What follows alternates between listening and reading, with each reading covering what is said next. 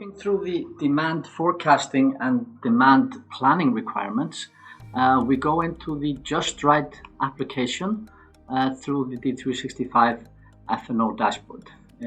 We open up Retail, Inventory Management, and click on the JustRight app, which will launch the application from within the system. Now, to start off with, the user is presented by a dashboard that shows him some of the high-level KPIs he wants to look at. We can see overall service levels, we can see forecast accuracy, supplier performance, stock level, and we can add other customized KPIs on top here as well. Here I'm looking at this performance on a company level, but I could filter down for certain locations, certain vendors, or product brands if I like to look at this at a lower level. On the left-hand side, we have some key reports that are highlighted for the user, such as items in risk of stock out of stock items, new items, and so forth. And the user can customize these reports and customize the visibility of the dashboard himself.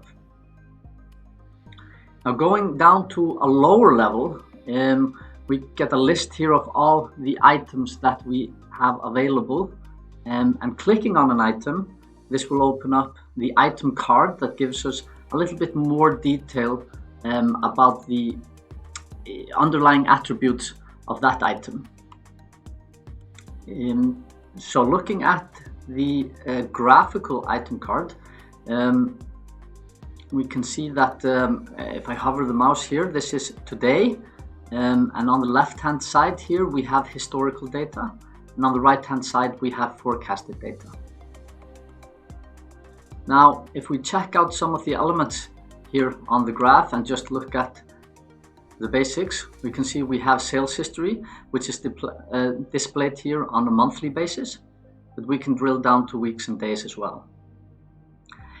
Based on this historical sales data, the system looks through dozens of algorithms and forecasting methods and automatically selects the best fitting algorithm to move forward, which is in this case a seasonal algorithm to forecast a seasonal trend for that item.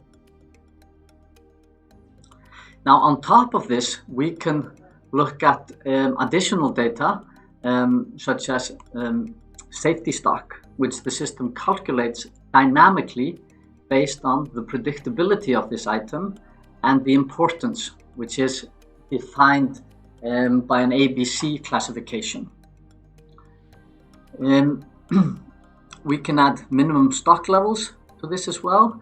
We can have the stock history as an overlay here behind to see where we're buying, and the system can then further calculate the estimated stock requirements based on the future demand.